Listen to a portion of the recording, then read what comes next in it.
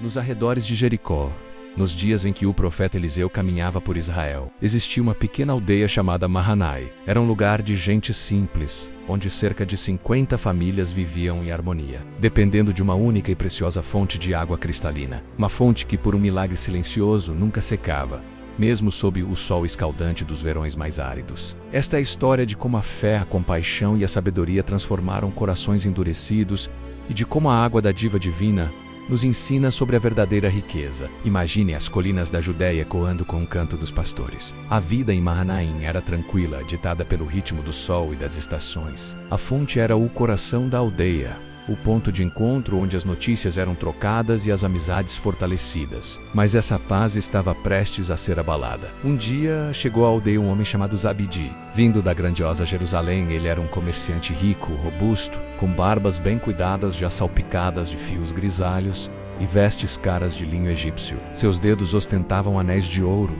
símbolos de um poder que a aldeia desconhecia. Zabdi não veio para compartilhar da vida simples de Mahanaim. Com olhos calculistas, ele viu na fonte não uma bênção, mas uma oportunidade de lucro. Rapidamente, ele comprou todas as terras ao redor da nascente e, sem demora, declarou suas novas regras. A partir daquele dia, quem quisesse água teria que pagar. Um murmúrio de descontentamento percorreu a aldeia. Como alguém poderia cobrar pela água que sempre fora de todos?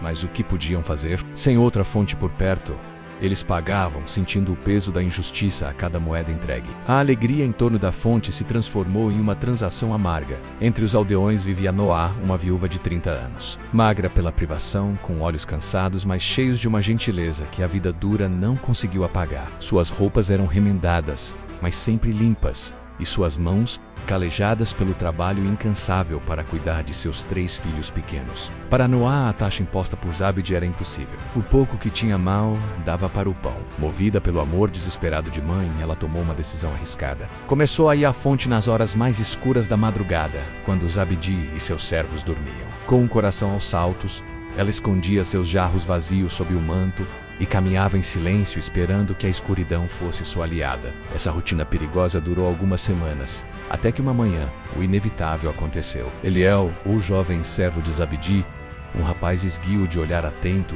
foi encarregado de vigiar a fonte mais cedo. E lá eu vai-o, sob a primeira luz do amanhecer, a figura de Noá enchendo seus jarros apressadamente. Eliel sabia das ordens de seu patrão.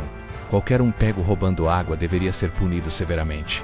Ele se aproximou, pronto para cumprir seu dever. Mas então ele viu o rosto de Noá, viu o medo em seus olhos suplicantes e, por um instante, ouviu o choro fraco de uma criança com sede vindo da direção da casa dela. Naquele momento, o dever de Eliel entrou em guerra com sua consciência.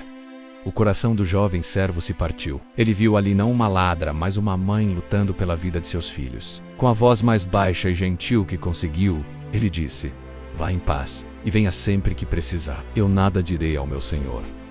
Noá, com os olhos cheios de lágrimas de alívio, apenas assentiu e partiu apressada, agradecida por aquela inesperada misericórdia. Por semanas, Eliel guardou o segredo. Toda madrugada, ele fingia não ver a viúva solitária na fonte, mas o peso da mentira e a injustiça da situação começaram a atormentá-lo. Ele era leal a Zabdi, seu patrão, mas sua alma clamava por justiça. Sabendo que não poderia resolver aquilo sozinho, Eliel tomou uma decisão corajosa.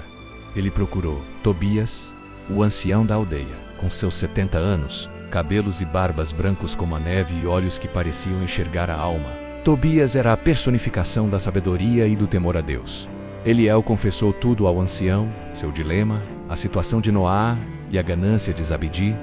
Tobias ouviu pacientemente, seu rosto sereno não demonstrando surpresa, apenas uma profunda compreensão. Ele não repreendeu o jovem, mas o elogiou por sua compaixão. Então, com a autoridade de um líder espiritual, Tobias reuniu toda a aldeia. Ele não incitou uma revolta, nem propôs um confronto. Seu método era outro. Ele pediu que o povo se unisse a ele em oração e jejum por 3 dias, clamando a Deus por justiça e provisão. A aldeia de Mahanaim se uniu como um só corpo. Portros 10. As casas ficaram silenciosas, e as vozes se ergueram apenas em súplica. No terceiro dia, o céu, antes claro e impiedoso, escureceu de repente. Nuvens pesadas se formaram sobre a aldeia, e uma tempestade como nunca vista antes desabou sobre Mahanaim. A chuva caía em torrentes, não como uma bênção suave, mas com uma força avassaladora. A terra encharcada não suportou, e um grande deslizamento de terra ocorreu nas colinas ao redor da aldeia. O som foi assustador, mas quando a tempestade passou e o sol voltou a brilhar, os aldeões viram algo inacreditável. Onde antes havia apenas terra seca, agora brotavam 3 novas e abundantes nascentes de água, todas em terras comuns, acessíveis a todos. Zabdi, de sua casa, viu a alegria do povo e entendeu imediatamente o que havia acontecido. Sua fonte, agora apenas uma entre 4, perdera seu valor. Sua riqueza, construída sob a sede dos outros, evaporou da noite para o dia. Sigo do Foria, ele marchou até a casa de Tobias, acusando-o de feitiçaria, de ter conjurado a tempestade para arruiná-lo. Mas o ancião, apoiado em seu cajado de oliveira, respondeu com a mansidão que desarmava qualquer fúria: Zabdi, a água é dádiva do Senhor para todos os seus filhos. Quem tenta aprisionar as suas bênçãos, aprisiona apenas a si mesmo, na solidão da sua ganância. As palavras de Tobias ecoaram no coração de Zabdi.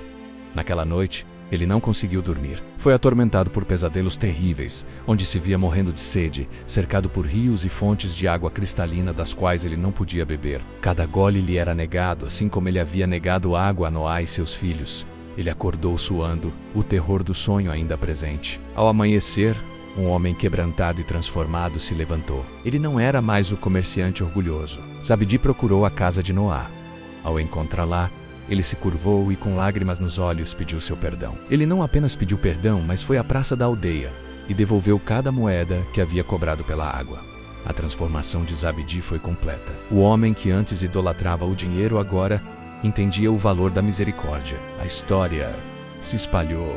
Eliel, por sua compaixão e coragem moral, foi reconhecido por toda a aldeia como um homem justo, e anos mais tarde se tornou um ancião sábio ao lado de Tobias, ajudando a guiar seu povo. E Zabdi, ele usou a riqueza que lhe restava não para acumular mais, mas para servir. Ele viajou por aldeias vizinhas construindo cisternas públicas e garantindo que ninguém mais passasse pela sede que ele havia imposto. O homem que fora conhecido por sua ganância passou a ser chamado de o amigo dos sedentos. A parábola do guardião da fonte nos lembra que as maiores bênçãos da vida, como a água, a compaixão e o perdão, não podem ser represadas. Elas são feitas para fluir, para serem compartilhadas, pois no final, a verdadeira riqueza não está no que acumulamos para nós mesmos, mas no que damos livremente aos outros. Obrigado por assistir. Se esta história tocou seu coração, deixe seu like, compartilhe com alguém e se inscreva no canal para mais parábolas que inspiram. Até a próxima.